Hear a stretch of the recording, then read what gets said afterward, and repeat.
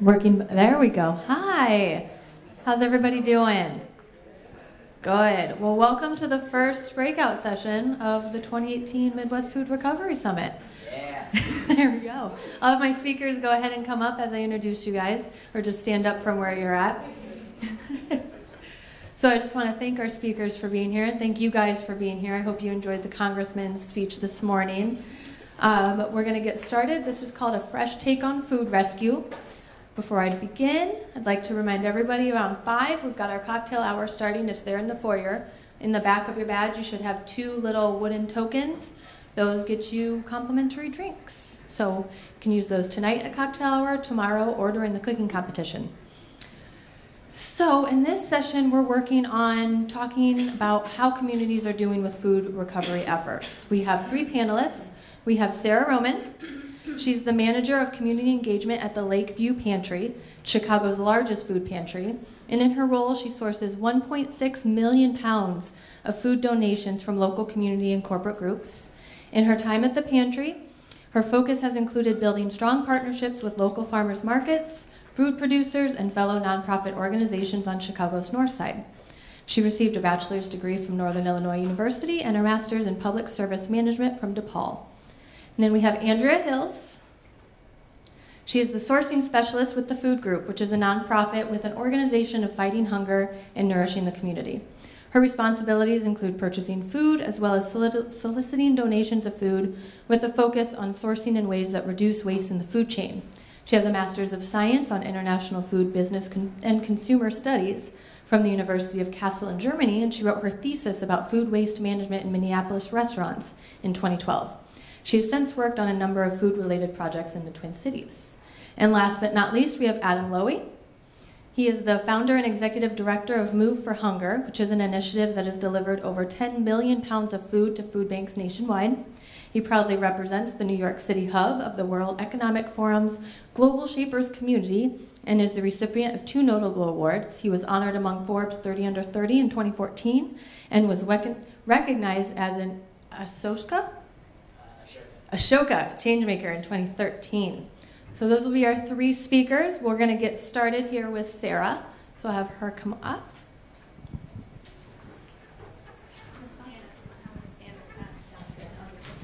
All right. So, hi guys. Wow.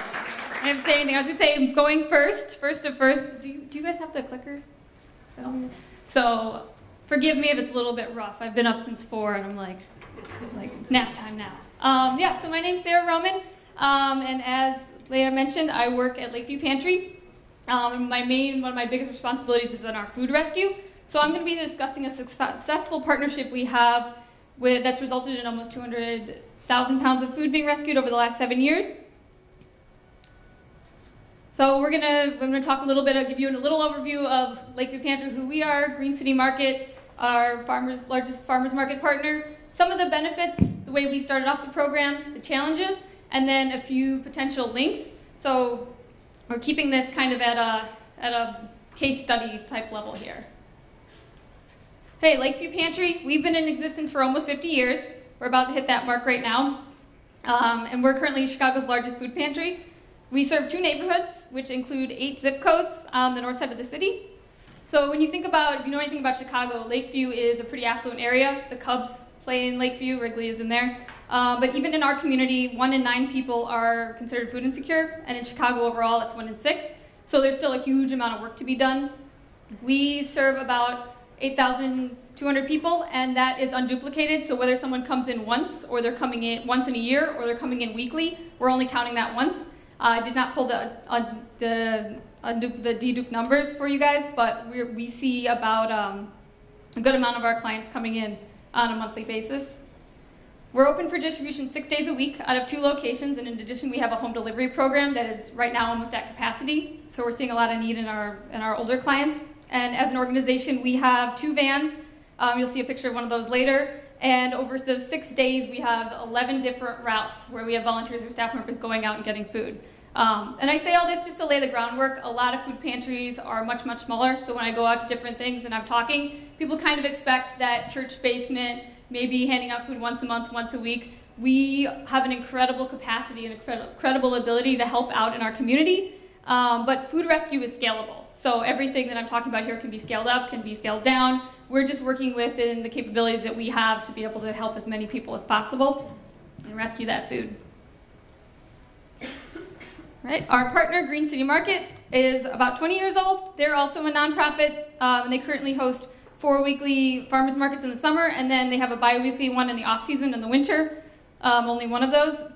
And while there's been an increase in farmers markets throughout the city, they're still the biggest, and they were the first sustainable farmers market in Chicago. They have between 30 and 50 vendors, depending on which site you're going to, and so a person can easily do all of their shopping, with a few exceptions, at one of their farmers markets. They ask all their producers to source locally from a 6-state region, including Iowa, Illinois, Indiana, Wisconsin, so just about everything's coming locally. They do make exceptions for things like pepper. You can't source that locally, but you're not going to see an avocado at this farmer's market. You're not going to see bananas either. They just really want to kind of keep it locally and sustainable. A few other things that they do that are notable, because they're a nonprofit, they fundraise for their SNAP program. So right now in Illinois, you can use SNAP benefits at farmers markets as long as they're signed up in the program. I think there's about 170, but don't quote me. Different farmers markets that are part of that. The Green City Market takes it one step further, and they match all of those. And in addition, you can use, participants in SNAP can use those benefits for things outside of fresh food. So when they're coming early in the growing season, they can buy shelf-stable items, use it for milk, eggs, meat. So they give them a little bit more flexibility in that.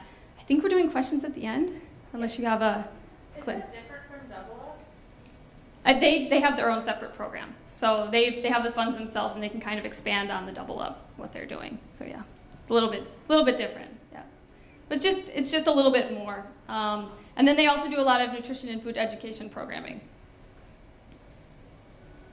But I also don't work for Green City, so I don't want to speak for them. Getting started, so I wasn't at Lakeview Pantry. I've only been there for about 2 years. So I wasn't there when the partnership started, but I've been going to the market now for about 3 years. And I know anecdotally there was a lot of need and interest from the different farmers. They were actually reaching out individually to food pantries, to the Greater Chicago Food Depository, trying to find a way to rescue the food, and they were just kind of getting shut down. It's not a lot when you're looking citywide. It's not a lot capacity-wise, but there was a need for this partnership. So my predecessor was able to go in there and talk to them a little bit about the food waste, because basically farmers, once they've picked the product, unless they're at multiple markets, they're just composting or throwing that food in the garbage at the end of the market. So we were able to kind of go in and fill a need that was already there with our capabilities, and it required from us a lot of education. That's been continuous. I started, the program was already in existence for 5 years when I started, but we're continuously talking with each other about what can be donated, when we can take donations, and kind of like the levels of acceptability. We've also needed to continuously educate our volunteers. So as you see the photo there, the woman holding those two large objects in orange, those are sweet potatoes. And I'd like to share this story because those are organic sweet potatoes. I don't know how many of you guys know this. Sweet potatoes come out of the ground, and they come out of the ground a little bit dirty. So our volunteers and also our neighbors were really, really hesitant to take these things because that's not how you see it at the grocery store. They're all washed off. So what we did for these was we actually cut one in half and put it up at the front to show people, like, look how nice this is, look how beautiful. And we were able to give out, I think that in that one day, they'd given us 300 pounds in one day. So the volunteers in the morning were like, we have to throw these out. They're disgusting. Like, no, they're organic sweet potatoes. There you go. And then that other picture is just kind of some of our green items. Our volunteers are the ones interacting with most of our neighbors. We don't have a large staff. So we need to make sure that they are aware of the ingredients that are coming in, because there's a lot of strange herbs and local things like kohlrabi that we're not seeing on a day-to-day basis and using. And if we don't know what it is and we can't communicate that across down the chain, then it's not going to get picked by one of our neighbors in need, and they're not going to take it home. So then we're just going to end up throwing it in the garbage or composting. So we try to get that information down the chain as frequently as possible so that people choose the items. And that's something I didn't mention. Lakeview Pantry is a choice pantry, so you don't just come in and get a box of food. People are individually selecting what they'd like to take home to feed their families. So the education piece is huge for us, and we're still working on it, specifically with the herbs. We get probably 10 banana boxes worth of herbs a day if you have that scale of that idea. So it's hard for us to handle those out, especially if you don't know what they are. So that's been a big thing for us. Some of the benefits, community. So 3 of the 4 markets are in our service area. So we actually always bumping into people when we're there. There's a lot of crossover between volunteers and contributors and people who come and benefit from both. So that's been really great for us to kind of have that connection. Fresh produce is really, really hard to source. So because we're open 6 days a week, we're continuously looking for new ways to get fresh produce in. And a lot of times, once it's coming in the door from a farmer's market, it's being gleaned that same day and going right back out in someone's hands, which is great because if it was going to last a week, the farmer would probably keep that, use it for something else. But we're able to say like, oh no, that peach, we know it's going to be bad in a day. Don't worry about it, someone's going to eat it. Tax benefits. So I'm not going to go into a lot of the programs. What we tell all of our donors is that, hey, this is between you and your accountant. We're going to say, yes, you gave us a donation, but we don't want to get involved in the tax nitty-gritty. We use Salesforce. So we are able to record all of our donations, and we do offer to verify for our farmers at the end of the year. And they've made it a lot easier for wholesalers in the last couple of years to do that. So we've been seeing more and more of the local farmers coming to us at the end of the year saying, hey, can you verify that we were donating to you throughout the year? Which is great for them because they were doing it anyway, but it's nice when they can get a break at the end of the year. A lot of the farmers there are your families and the little guys, and they need as much support as they can get return. Some of the challenges, and these are kind of across the board. These are my C's. These are across the board, so I just kind of focused it on this one thing. Consistency. For us, we're really, really lucky that we're large, but when we say we're coming, I usually do a 1-month trial period, but after that, if we say we're showing up, we're showing up. So we have a core of about 20 to 30 van driver volunteers. You can see 2 of them down there modeling our van, and 2 vans that we have going out in the community.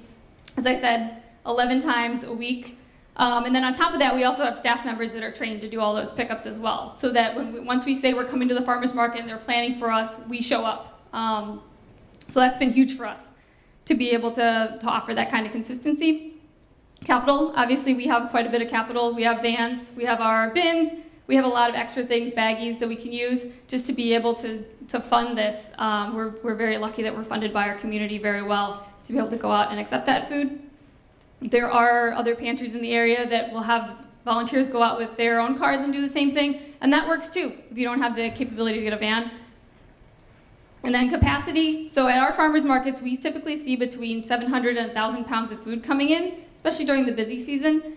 We're large enough that we're able to take all that on ourselves, but we also have a network in our area where if we couldn't accept all the food, we could go to some of our sister pantries in the area and say, hey, can anyone use these apples? Is anyone going to have the ability to hand out this food before it goes bad? And we see that happening quite a bit on both the fresh and the dry food side, at least on the north side of Chicago. And then the big one is always communication. So I'm continuously communicating with our local vendors. I try to get to the farmer's market at least once a week, although not always able to get there. We were closed for Labor Day, for example, and we notified them at the beginning of the season. We had flyers that nobody wanted, not sustainable, so we're not going to do that again. But we want to let people know when something is changing, when we're not coming, if there's a difference in the program, just so they can see us as a good partner. And then that comes back to us too. We have people telling us things, asking questions. This year we were able to actually source from some of we don't usually go to the people that have shelf-stable food because they can keep it for the next week, but this year we were able to get quite a bit just by going up and chatting with them, letting them know who we were, those people, the crazy people running around in t-shirts. So it's always good to communicate. I feel like everyone knows that, but I wanted to put that C on there just because it matched the theme of this page. More benefits, because at the end of the day, this is an amazing program. So since I started at the pantry, we have 2 programs that we're starting up. One is our composting pilot, which you see there. So at our location, we could probably be filling a dumpster a day of compostable materials. We don't have a partner in the city, an organization that can handle that kind of capacity at this point, but we didn't want to just not do it. So I worked with our Green City Market partners to kind of get their best tips, ideas, and then also to find a good partner for us. So we're currently composting at both of our sites 2 days a week. which is as much as we could do at this point, both with our funding. We got a grant for this pilot, but also because we just don't have the space to store all that. But it was something that was new for our volunteers and for our community, and we're seeing people coming back saying like, oh, hey, I didn't realize composting was that easy, or I thought it would be smellier. So in addition to us being able to offset a little bit, we're seeing our community start to kind of get into the idea of composting. And we actually had one day where our Wednesday volunteers were supposed to compost. Well, the Monday crew grabbed the bins, filled them up, and they had a little bit of a disagreement on that because everybody wanted to do it. We're also starting up our own nutrition education, and we're working closely with the farmers market because they have a lot of those resources already. And they have the food that we're going to be using in our nutrition programming. So we're actually going to be getting an intern in January to start doing some more nutrition programming, just to give people a few more tips and ideas for when they take the food home. Similar, we're also going to be using Feeding America's nudging in that, some of their nudging information on that, just so we can kind of get that information out there. Networking, they've opened a lot of doors for us to be able to network with different groups. We hosted an event for Women in Green recently, which is a Chicago networking group. And we've also been able to, through our connections here, create kind of a launch space for a new market in the city. So it's been very interesting for us to kind of have those connections that just, we're kind of operating in silos before, and now that those walls are breaking down, we're able to work together.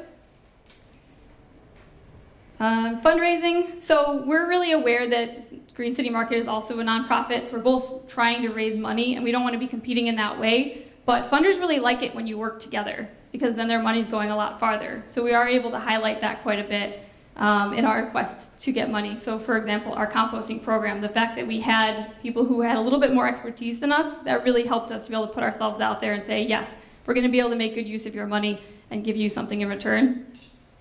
And then there's also like the soft touches, the things you don't really think about. So for example, I'm on our Slow Food Chicago board now, and Slow Food is related to food rescue, but it's more like local fresh, being in touch with your food. And that wouldn't have happened if it hadn't been for our connection to Green City Market. So it's kind of like widening a network so that everyone can work together. These are the numbers. So for food donations, we average almost 30,000 pounds a year. There's a little bit of variation. So we started using Salesforce. That's where this data starts. And as of 2018, I don't have the numbers from last month, so I wasn't able to add those.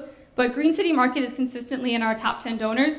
They're the only nonprofit that's in our top 10 donors. The rest of them are Greater Chicago Food Depository, different grocery stores, things like that. So it's really been exciting for them to be able to say, like, look at what we're doing, look how we're helping the community. Data input for me is the most important thing. So we're really relying on Salesforce to be able to help us with that. But some of those fluctuations in there, we're trying to add more notes so that it's not institutional knowledge. Like, I know why we had a dip in May or in June, but if we get it all into our system, then 5 years from now, if I'm not still at the organization, that communication piece runs through it. They don't need me or one of my coworkers there to know what's going on, how many bins they're going to be collecting. We have it all in a system that's going to keep it for us. All right, and just a few other things. So as Green City's market has expanded, we've expanded with them. We've been able to pick up 3 of their 4 markets, and we don't take the 4th one because it's really outside of our area. So we're trying to work with them to find a partner that's on the west side of Chicago because it would be better for the food to stay local.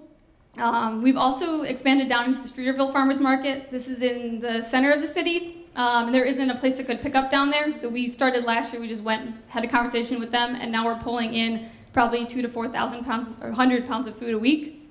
And that's only in its 2nd year, and we've just seen increases every single week that we've been there. And then there's also a few smaller markets that when we can, we either get them at the end of the day, they'll drop it off to us, or we'll get one of our volunteers to go pick it up. It's kind of getting that idea out there. And that's also why I'm here. So I don't usually speak at conferences. I'm usually dressed like that. It's me and my coworker. I'm super jazzed to be able to use my experience, my master's degree, but also to be able to actually go out and collect the food. I started as a volunteer at Lakeview Pantry, and this is one of the things that just kind of set off that passion inside of me, to be able to go out and actually talk to someone that everyone I meet through my job loves what they do, which most of my friends can't say. So it's just been really exciting for me to kind of share that passion and grow in this larger community. So yeah, that's, I was going to say barring any questions, but we're going to wait till the end for that. We could do one question now if somebody has one while I get the next slide up, but otherwise we can wait till the end. It's okay, I can wait.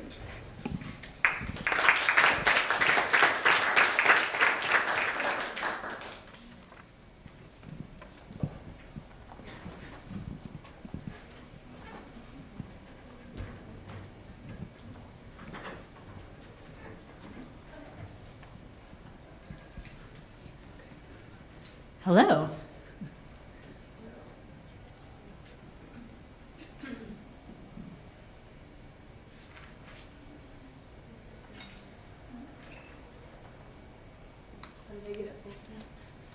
Window at the top.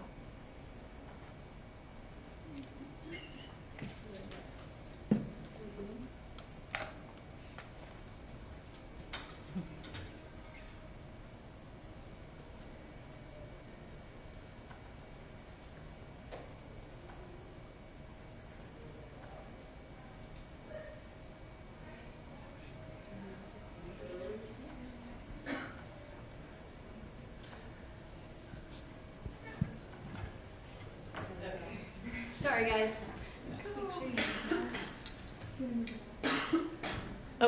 Oh, it's just going on its own. I don't talk that fast. Well, please welcome to the stage, Andrea. Yeah, hey everybody. Yeah. So, as I mentioned, I work for an organization called the Food Group, but what I am here to talk to you today about specifically is Open Feasts.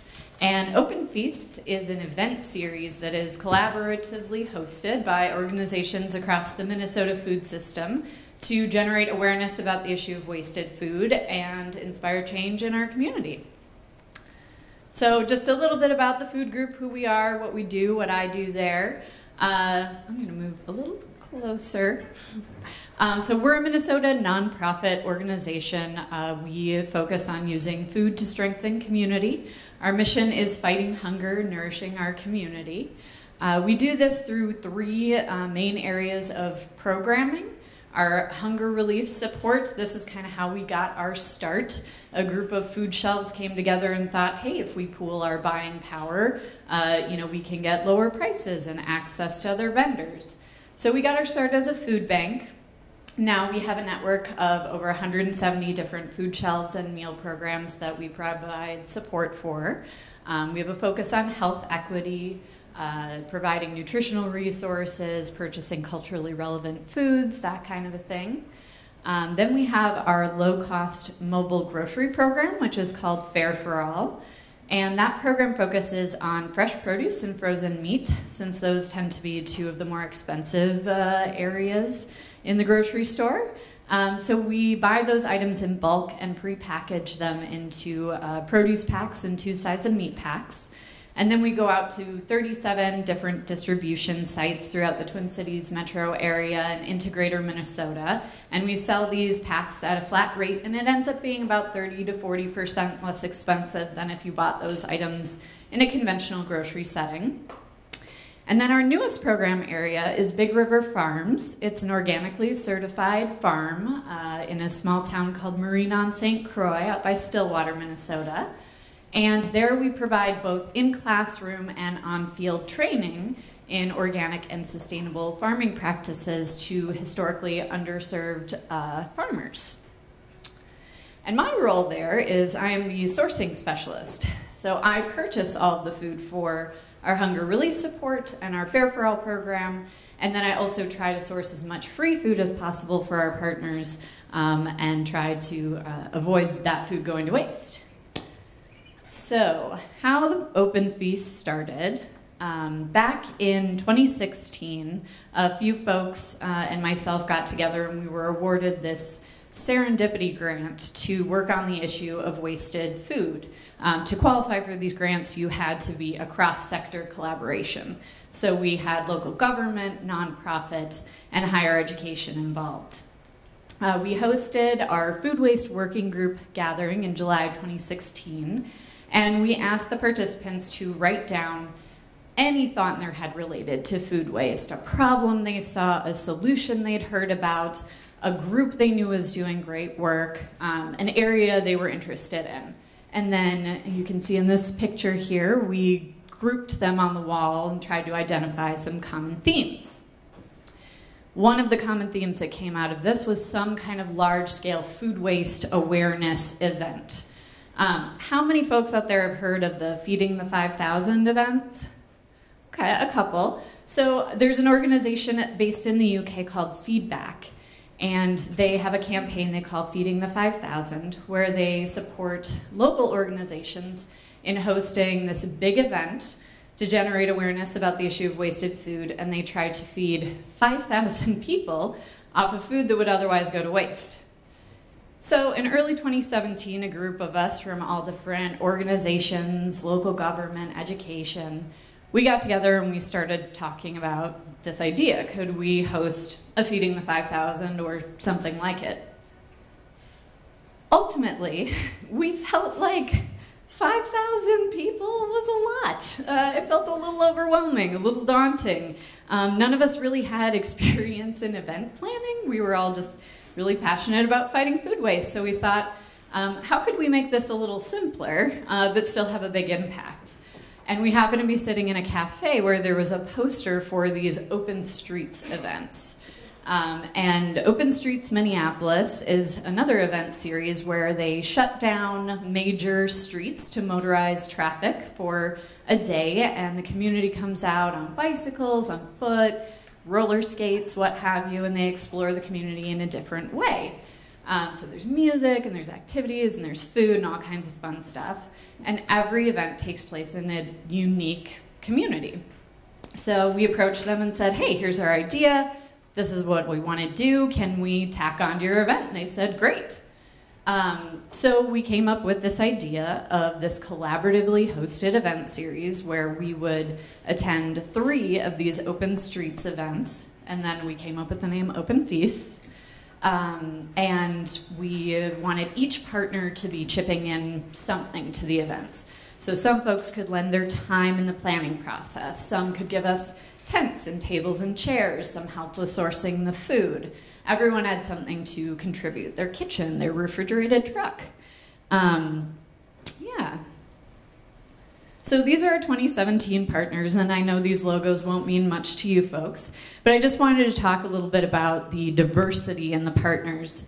So we've got a couple local government agencies, we've got both public school and higher education, a few different hunger relief organizations, a couple food justice organizations, a for-profit food service company, and then a nonprofit waste management group as well. So a lot of buy-in from a lot of different areas. 2018 looks a little bit different. It's been a pretty fluid group. A couple folks had to take a step back. Some other folks have stepped in. Even since creating this slide, we've had another partner join us, a for-profit catering company. And in 2018, we recognized there was definitely a need for us to have some actual financial backing. Last year, we just kind of pulled together the last dollars from our grant and begged everyone to give us stuff for free, which, you know, we pulled it off, but it was challenging, and we noticed there was a lack of cohesion in our presence at this event. So having a little dedicated funding was very helpful with that. So here's kind of what the events entail. We start by preparing the food. We do this the day before the events. And in my role at the food group, I work with local farmers where we purchase produce from them and send it out to our network of food shelves. So the week leading up to these events, I tell our farm partners, bring me your ugly, your misshapen, your blemished, your dirty produce that you would normally never even donate to us, because we're going to turn it into something delicious. So we get hundreds of pounds of produce. It's a mystery. We never know what we're going to get. We can guess based on what's in season and what's abundant. And then we have local chefs lead us in these food prep sessions. We try to just add really simple ingredients: oil, vinegar, dried spices, sugar, salt, to show folks how easy it is to make some really interesting creations with just basic pantry items. So some of our creations have been various veggie slaws with a basic dressing, basically just shredding whatever veggies we get the most of that time. We pickled a number of different vegetables. We did a roasted eggplant dip and a roasted red pepper dip, and also a sweet onion dip when we received 400 pounds of dirty scallions for our event in July. We did not use all 400 pounds, but we did find a home for the excess. So we start with preparing the food, and then at the events themselves, we serve the food. The volunteers serve this food for free, with the message that it's food that would otherwise have gone to waste. All of those cups and forks and things you see there are compostable, so we try to keep it as close to zero waste as possible. Yeah, and just hand out the food. We literally run around in the streets shouting, "Free food over here, come get your free food." We hook them in with the food, and then we educate them about the issue and give them the tools and the resources to do something about it. So over here on the right is our refrigerator model, which we're crazy proud of. One of our committee members, it's an actual refrigerator. She got it from Craigslist in her minivan. And we gutted it, and in the top that you can't see, the freezer part, there is a computer screen. And then inside there's all this fake food that has barcodes on it. You can scan it, and then a message pops up on the screen about the best way to store that food, or a way to revive those herbs that are wilty, or not to store your milk in the door because it's the coldest or the warmest part of the refrigerator, those kinds of things. With that funding, we were able to purchase some very nice educational signage down there. This compost display in the middle, we had at our very first event, but we ultimately did away with it because we wanted the focus to be higher in the hierarchy, looking more at reduction and prevention than recycling. So we don't put a lot of focus on that. We have our ugly produce photo booth where we brought some of the silliest looking produce that we collected, and folks could take a picture with that along with a pledge of how they're going to reduce food waste. Our food storage wheel over there, same kind of concept as the refrigerator. You spin a wheel, whatever item it lands on will tell you the best way to use it up quickly if it's starting to go bad, or where to store it. And then up here, we identified a few items that we think are commonly wasted: fresh herbs, brown bananas, and bread. And we put together some recipe cards around those particular foods. And then we had this bean jar activity, which we were really hoping would kind of measure engagement and tell us something about our audience. You can't read those little signs, but they say, like, tell me, or drop a bean here if you didn't know anything about food waste. Drop a bean here if you learned something new today, and drop a bean here if you are already a food waste warrior. We were trying to, get a picture of who it was we were meeting and encountering through these events, but folks just kind of grabbed handfuls of beans and threw them wherever. And so still a fun activity, but not necessarily a super great measure of engagement. Yeah, and then another thing that we did, we tried to not hand out a ton of papers. We didn't want to generate a lot of waste. This is like a street festival. A lot of folks just keep walking on their way. We didn't want them, dropping papers and whatnot. So initially we were just handing out these business cards that had just our logo and our website, and the idea was just go to this website. It has all the resources that you will need. But then we did have some folks saying, like, well, I want something to take away with me today. We had some guides that they could look at, but we didn't have copies for them to take. So we did ultimately end up getting some resources like meal planning guides, food storage guides that folks could take away with them, in addition to those business cards. Yeah, so far, Open Feast has hosted 4 events. We have 2 more, one coming up this Saturday, and then the following Sunday. We've rescued at least 2,000 pounds of food, which I realized later I didn't even factor in the weight of the bread, so definitely more than that, which isn't the goal of these events. The goal is about generating awareness, getting folks engaged with the issue, but incidentally, we're rescuing food, and that's great too. We've partnered with more than 18 different organizations and businesses to make this happen. Engaged upwards of 60 volunteers and served food to, we estimate, somewhere around 3,000 people, probably a little bit more. The great thing about hosting these at the Open Streets events is there's a guaranteed audience of thousands of people, and people that might not otherwise have attended an event that was about food waste. So we feel like we're reaching audiences that we may not have reached before. Yeah, and we have a lot of fun. So that's Open Feasts.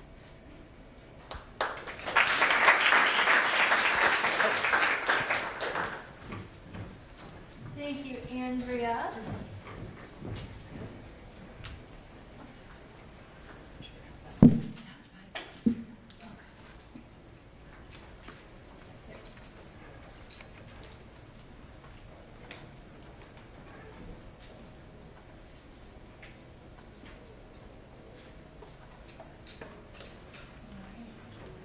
Next up, we have Adam. Thank you very much. All right, how's everyone doing? Give it up one more time for our other two panelists today. They were awesome.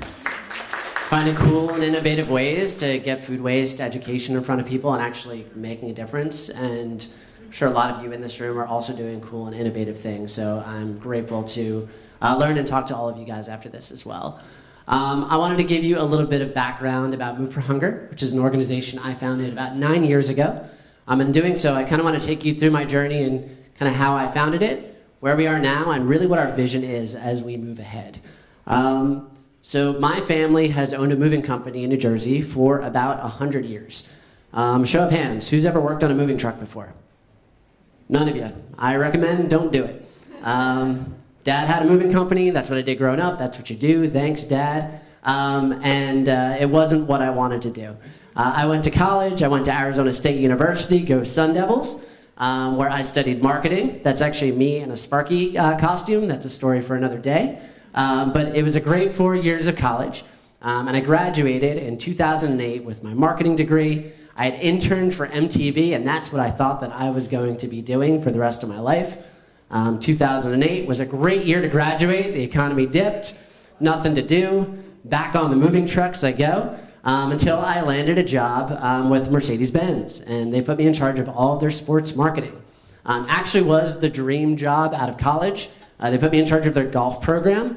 I knew nothing about golf at all. The first tournament they sent me to was the Masters, where we rented out 40 mansions in Augusta, and I was in charge of bringing the Mercedes-Benz VIP chair around, so people could watch Tiger Woods putt.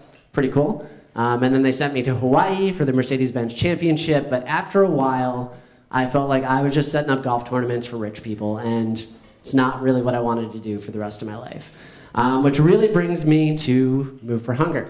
Because see, all the while, my family was running this moving company, and what we realized was when people move, they throw away a lot of stuff. Show of hands, who's moved before? I thought I'd get a few more that time. Food, clothing, furniture, you name it. When people move, they take that opportunity to throw away their belongings. And what bothered us was the perfectly good, unopened, non-perishable food that was just getting left behind or thrown in the trash can. So Move for Hunger started as a very simple idea. I knew nothing about food waste. I knew nothing about hunger. We saw people throwing away food, and we started asking people, do you want to donate your food when you move? Simple enough. And what we found very quickly was people want to do good. They don't know how, they don't know where. But if you make it super easy, in this case, bringing a food drive into somebody's living room, they're going to take that opportunity to help a neighbor in need. And in just a month, from doing nothing more than asking this question, we collected 300 pounds of food. And I was blown away. Took this food to my local food bank, which is the food bank of Monmouth and Ocean counties. And I was 22 years old, and I had never visited a food bank before in my life. Shame on me. In one respect, I never needed the services of a food bank or pantry, so I was very fortunate to be able to grow up there. Grew up in Monmouth County, New Jersey, for any of you that are familiar with the area. Home of Bruce Springsteen and Bon Jovi and the Jersey Shore and all that nonsense you see on TV. But it's a well-to-do community. You don't see a lot of poverty or homelessness or food lines. But I took that tour in that local food bank, and they told me that there were 140,000 people, 140,000 people in my county that didn't have enough to eat. And it was a number that blew me away, because up until that point in my life, hunger was a problem that was very far away, something on the other side of the world, or maybe in a major city like Los Angeles or New York or Chicago, but not my town. And it became something that was very, very personal. And as I did more research, I realized that it's 41 million Americans in this country that struggle with hunger, 1 in 6 children. At the same time, while so many people are struggling to put food on the table, there's all this waste. 40% of the food we produce in this country ends up in landfills. That is no secret to all of you in this room. That is why we are all here today. But it seemed like it was just this stupid, stupid problem that there is more than enough food out there, and we were throwing it in trash cans. So for me, Move for Hunger became a lot about education and awareness. People will not fix problems unless they know they exist. You have to find ways to get people that aren't signing up for a mailing list about food waste or food recovery or hunger. You need to get them to care. So Move for Hunger ended up being like this simple idea. We have moving companies who are in the home anyway, so it makes sense for them to be able to ask this question. People want to do good, and it really started working out really well. And at the same time, you know, while 1 in 8 Americans struggle with hunger, 1 in 8 Americans relocate. So there seemed to be like a lot of similarities, a lot of correlation to why this would work. So now I needed to make it work, because at that point it was an idea in my head. I'm still at Mercedes-Benz. And I decided that I was going to quit my job, which all of my friends thought I was out of my mind crazy. Fortunately, I have very, very supportive parents who let me move home for a year and really helped me follow my dreams. Thanks, Mom and Dad. But I decided that I was going to do this because if my family's small moving company could collect 300 pounds of food from doing their jobs, imagine what would happen if you got 10 movers, or 100 movers, or 1,000 movers, or what if you mobilized an entire industry to create change? And that's just what I did. So I quit my job, and I started making phone calls. Hi, this is Adam. I want to tell you about Move for Hunger. Click. Hey, this is Adam. I want to tell you about this great new organization. Click. I must have made like 50 phone calls, and every single company I called hung up on me. And it was super depressing. And I got angry, and I got sad. And I knew that cold calling was not going to be the way to build this organization. So my family was a part of this network called Wheaton Van Lines. You're probably familiar with a number of different van lines: Allied, North American, Mayflower, different colored trucks for people outside of the industry. And we called them up and we said, we've got this idea. Our customers love it. It's actually a really good thing for our sales guys, and people are enjoying it. Can we try this? And Wheaton recommended 8 different moving companies in 8 different states, and they said, you should try this with them. And we did. And what we found was the same results. All 8 movers went out. We provided educational materials for their clients. Their clients loved it. They collected food. They brought it to the local food bank, and it was a win-win. So even some of these moving companies ended up getting local press. It's actually one of our very first press clips for when we brought it over to our local food bank. So now, we're in 8 different states. I start referring to Move for Hunger as a national hunger relief organization, right? Fake it till you make it. No one needed to know that it was just me in my dad's conference room with a yellow legal pad and Microsoft Access figuring out what the hell I was trying to do. There was no more cold calls at that point, though, because what we did was we found the leaders of the industry. We had already gotten some buy-in from Wheaton, who introduced us to some other people. And then we started finding the other industry trade organizations. The New Jersey Mover and Storage Association, the Chicago Movers Association, Allied, the American Moving and Storage Association. All of these became partners of ours. And instead of me calling hundreds of moving companies, they became our recruitment tool. They were saying, hey, we care about corporate social responsibility. You should do this. You should participate. And we were able to report back to everybody in this group what their impact was, what they did collectively. And to date, we're now working with over 900 moving companies across all 50 states in Canada who are making food recovery a daily part of the moving process. Now, I mentioned earlier, I knew nothing about hunger or food waste when I started this. In fact, I knew nothing about charities. Thought I was going to work at MTV. So when I think about nonprofit organizations, it's not about how can we keep this organization going forever, but it's how can we actually change the process.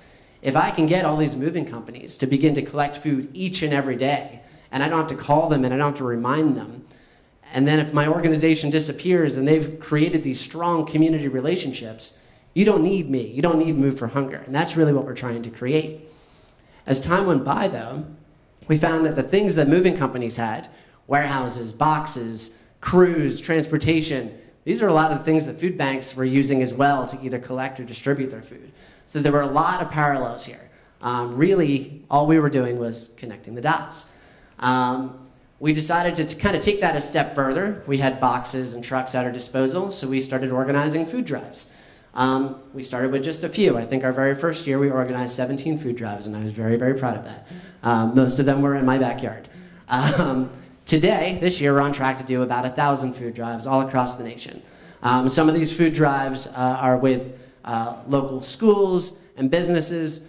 We've created some fun campaigns. Last month, we did something to celebrate Shark Week, where we did a canned tuna drive, or this campaign, which we call Can the CEO, where you fill your CEO's office up with so much food that he or she can no longer get inside.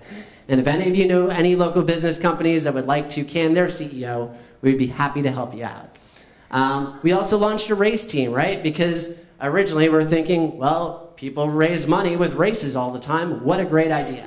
And we did that, and we're raising some money with our race team. But what we learned very quickly was with all these big events, there's a ton of food waste that's happening there too. Fortunately, with races, it's all super good, high protein, shelf-stable things like granola bars and peanut butter packs and Gatorades. And last year alone, we rescued over 250,000 pounds of food just from races. This year, we're looking to increase that number even further. So we're finding new ways to kind of make sure that the trucks and transportation logistics are available when the food is going to be wasted.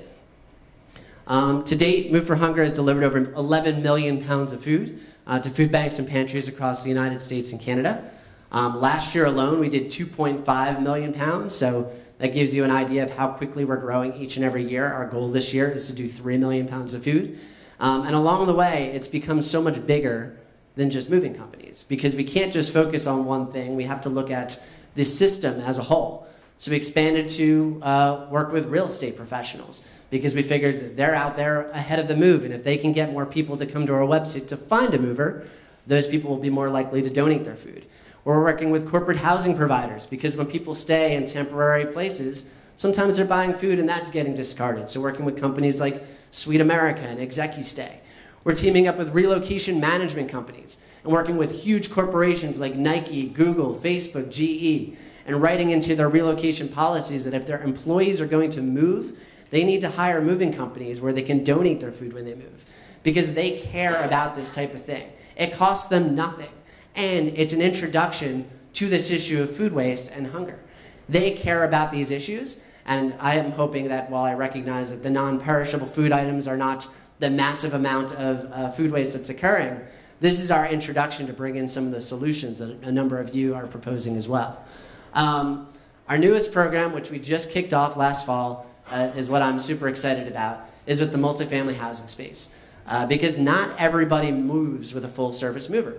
Therefore, we're missing a huge demographic of people that we could be collecting food from. In fact, 74% of people move without a moving company. They move on their own with a U-Haul or a Penske or whatever it might be. So with multifamily, we are now teaming up with the largest property management companies in the nation. And basically what happens is when a tenant gives notice that they're going to be moving out, they're going to be receiving a paper food collection bag that encourages them to donate their food when they move. There is some information about what the hunger need is in that community, the most commonly needed items, and whether it be movers or, in fact, in this case, we're working with furniture rental companies. We just signed a national agreement with Court Furniture Rental. Again, they're there anyway, so how can we make it all part of the process? Court will pick it up, they'll bring it to a local food bank, we'll track it, we'll report back, we'll share it on social media, we'll make it competitive because people care about beating the other person out. And if you're going to compete, why not compete to see who can collect the most food? In a short time, we now have over 250 properties participating, over 8,000 pounds of food rescue to date just with this program. And by the end of this year, we're expecting about 800 properties to get involved. In fact, tomorrow I head to Utah to work where we were invited by Entrada, which was a company that I had never heard of, but they do property management software for all of these big companies. So now we're going to integrate into the software, so when someone is giving notice, these companies can turn a Move for Hunger switch on, and our communications will happen digitally. We're going to be talking to about 300 of the largest property management companies to date. Some of the companies we're already working with, Greystar, Avalon Bay, Bizzuto. We've already become one of the official charities of the St. Louis Apartment Association, Chicagoland Apartment Association, San Diego Apartment Association. Taking the same model we did with the moving companies and not doing the cold calls, but instead figuring out the associations and reporting back, hey, Chicagoland Association, who might have 1,000 members or whatever it is, I'd love to report back to you at the end of the year, at the end of the quarter. What did you do? What is the impact of your members? And then we can find some sponsors to help fund it through there. Here's just kind of a couple photos that you can see of us picking up food through our partner at Court with some different apartment communities. And I would be remiss of any nonprofit executive director to say, if you're interested in any of these things, want to learn more, want to give, want to hold a food drive, want to participate in a campaign, or just want to share some ideas and talk, I'm here all day. We're really excited about the work that's going on here. If I can give any of you advice here, it's think about the system, think about the resources that you already have and the capacity, and think about how by putting those resources in place will make the other guy look good.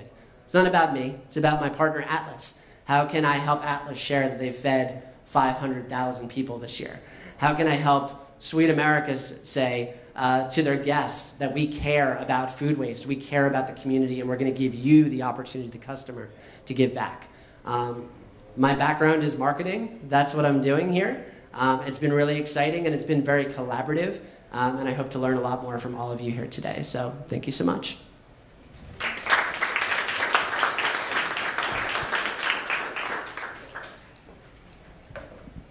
Thank you. If I could have all three of the speakers come up. We've got some time. We can answer any questions anybody has. Go.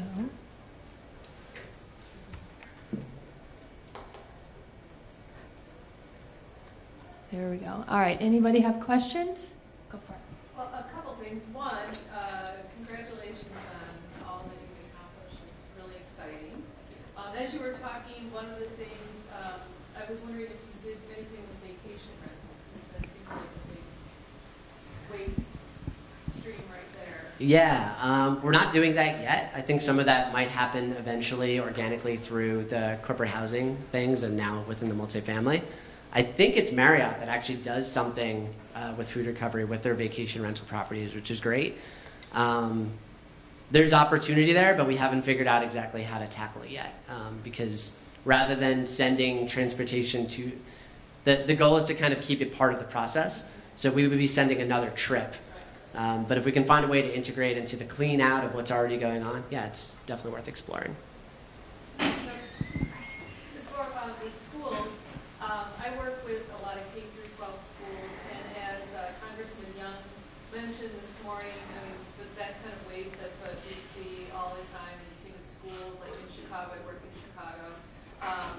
Like a school of 1,000 kids, where they serve breakfast and lunch, and oftentimes an after-school meal, and just in one school, that kind of waste. So just wondering, I know you're in the Lakeview area, like to talk more about possible connections there with your trucks. Wondering if you've worked with schools before, and then if you have, I saw Minneapolis Public Schools mentioned, so I was wondering if you could talk to that potential or whether you've done that work already. So I will say we do work with a few schools in our area. It's super scary for the schools when they're donating something like milk or even a perishable item. So a lot of times we don't have the capacity to provide them with thermometers to be able to test that before they donate it. So if they have the resources to be able to do that, we will go and do pickups. More frequently, we're seeing schools doing food drives for us, and we're educating them in that way. But we do have a few schools in our area, primarily high schools, where they are collecting what's left over at the end of the day, and then we're getting that but it's just not where it could be. Definitely could be more. Yeah, so Minneapolis Public Schools was a partner in Open Feast, but mostly in the contributing time to being on the committee and planning the event. We at the food group don't do any like food rescue with schools. I would like to see our schools doing more like share tables and donating any excess they're able to. A couple folks actually in the last month or so have reached out to me saying, hey, I see all this waste going on at my school, what can I do? And in those circumstances, I'll usually try to find a food shelf that is right there in their neighborhood that they can coordinate with, since it's typically more on that scale. One thing I know that Minneapolis Public Schools is doing is they are trying to do a lot of farm-to-school sourcing, and in so doing, they're getting some more interesting produce items that maybe their kids aren't as familiar with, so they're doing a lot of recipe testing and really engaging the kids in the process of bringing in these new foods so that they're more likely to actually be receptive to them when they try them. Other questions? I have a question for Adam. I was curious in the work that you're doing, if you're running across food that is not something that can be rescued and you're connecting with composters or anything in that sense. I'm sure it happens. We are asking very specifically for unopened, non-perishable foods in our case because we don't have the capacity, we don't have refrigerator trucks or anything like that to be able to collect it. What I'm hoping at some point though is, especially with multifamily, as these property management companies begin to care and think about this issue a little bit more, we can think about on a larger scale composting and you know, what can we bring into these buildings of thousands of tenants in some cases. So I think, like I said, it's a foot in the door to a lot of other solutions, but we just want to get them to begin to think about the problem first and then explore some of the other ideas. Hopefully that was helpful. Just out of curiosity, do you see feedback from your pantries and other recipients that are receiving the product that you are helping move that? Yeah, we have great relationships with hundreds of food banks and pantries across the country. We've never had a complaint about spoiled or open or out-of-date food, although I'm sure it happens, but it happens with any food drive that occurs. They really are relying on us more and more as transportation partners. So like the big national letter carriers food drive that just occurred, we moved about 500,000 pounds of food without food banks sending out a single truck. So by creating these local community partnerships, they're really excited about it. Just a real confirmation. Are you only in Canada or are you here in... No, we're across all 50 states in Canada. But would you come in Kansas? Oh, we're in Kansas. Okay. Yeah. Not as big as I want to be in Kansas, but we're there.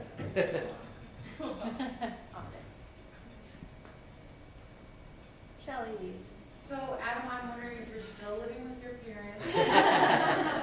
And also, when you're getting something like this started, I wonder if the panelists could offer some advice on funding mechanisms for folks that are just trying to get something off the ground. I'll hand to them, but I am not living with my parents anymore. Just had a baby 3 weeks ago, which I'm very excited about, so I will be sleeping on this trip. I'll give it very quick about our funding. We got real creative, and again, it's about making all of our partners look good and finding ways to get them to markets, to their customer base. So the majority of our funding comes through corporate partnerships, which I know every organization does things differently. Maybe you guys want to talk a little bit about your funding. I'm just going to sound like I'm bragging. So we've been around for a long time, but we don't accept any government money except for USDA food. We get 75% of our money from the community. Lakeview Pantry has a really, really strong brand equity in Chicago. People know who we are. Sometimes they'll say Lakeview Food Pantry, just to get the point across. But so we're really lucky that we have a community that supports us. But we also have a lot of people that have the time, volunteers that have the time to say, hey, I will help you with that. And that's where I find when we're expanding, we get the biggest impact is when we say, we need someone to come in and help with this. And then obviously it's going out and just, I think half the words out of my mouth at work are thank you. Just returning that back on them and saying, this is what you've done. This is how you've helped us be able to alleviate hunger. So I also don't do any of our fiscal financial donations, so I can't speak more specifically on that. But grants are another big way that we get money. For Open Feasts, we tried to focus on opportunities that were specifically related to food waste, which there are a lot of. And since it's such a multifaceted issue, you could look at it from the environmental perspective and the waste reduction or feeding the hungry. There are a lot of kind of different angles and different funders. One of our partners that really wanted to be able to continue to support the work but couldn't really be part of the planning process anymore, they're like, well, we can give you a grant and then you can report back to us on all you do. So we tried to look for those specific funders that were interested in our mission and just sent in applications. I feel like there are a lot of opportunities specifically relating to reducing food waste out there right now, just to track them down. A lot of local governments, particularly, because they will have waste reduction and recycling goals, and they can't meet those goals if there aren't groups in the community doing work towards them. Other questions? I have one related to Open Feast. Where was the food prepared? Were you in a community kitchen or? Yeah, so we are required in Minneapolis to use a licensed commercial kitchen, and we've used several. The first year we had a couple of partners that were able to let us use their kitchen space. We naively thought that it would be simple to work in a shared space, and that we could then just take those food containers with us and those serving utensils, and that didn't really work. So that was another piece of why we identified we needed more financial support, so we could buy some of those reusable food containers to store and transport our food, serving utensils, those kinds of things. So we've actually used it'll be 4 different kitchens by the end of this one. And we actually haven't been able to find a kitchen for our last event this year, so we're doing something a little different. We're celebrating the end of the season with dessert, and we're focusing on bread and pastry and bakery waste, since we all know that's a very high waste area. So we're just rescuing from various bakeries and retail establishments and sharing things that don't need to be prepared in a kitchen. Yeah. This is a question for you. Do you get involvement of local chefs? Yeah, so we have one chef that is from one of our partners, Taher Food Service. He's been our main guy. And then we've also had some other chefs just volunteer to come out and help at the food prep or to consult with us if we need help with recipe development. The catering company that just joined us, they've offered if we would like them to do something for us in advance, like if we bring them a bunch of watermelon rinds 4 days ahead of an event, they could pickle it for us and get that ready for us. So yeah, it's been challenging though to really engage the local chefs because they're all crazy busy in the summer. So finding folks that have the time to join us. There's a lot of folks excited, but yeah, we'd like to get more chefs involved. Sorry, follow-up. Have you engaged your state restaurant association? We haven't. Good idea though. That's how we got our chefs. We did Feeding the 5,000. Oh, I'll talk to you. Other questions? I have one kind of last one. It's for each of you to answer, and that your response can't be money or grants or funding. What is the biggest hurdle you guys have faced or are facing right now in order to get to where you want to be as an organization? For us, it's actually not the funding at all. We had a solid budget this year. It is that we are not an organization. Open Feast is this collaborative thing that doesn't have legal status and it's just sort of this extra thing that a bunch of us passionate people are doing together. So really, it's more like committed time and volunteers and event planning expertise. The folks that are involved with this are very passionate, but they're all stretched too thin. So honestly, like manpower has been our biggest challenge. This might be cheating, I don't know. But for us, it's space. So we've expanded our service area. We want to be able to help more people. We want to be able to bring in more donations, and in our current facilities, we're running out of space for that. And we don't even partner with you guys, but we would love to have more space to be able to store and get the food in and get it out into people's hands. So for us, that's the biggest thing right now, is that we're hitting capacity in all of our programs because we just don't have anywhere else to work out of. So trying to create new partnerships to be able to work through that. Probably going to steal yours a little bit in terms of just manpower. While we don't necessarily go out physically to a lot of the food drives and special events that we have a lot of partners, which is what we've built our network on.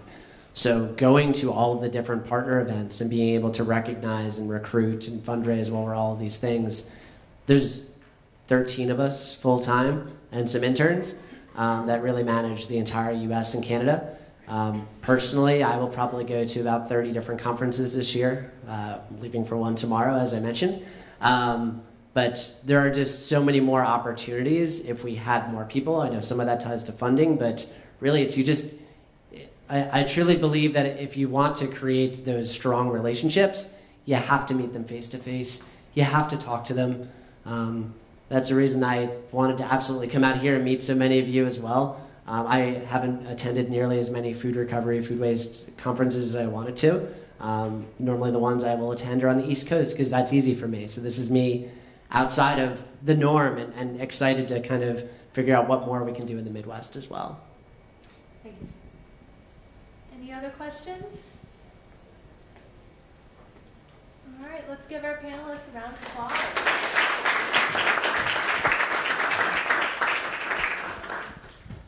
All right, we're just a couple minutes early, not too bad.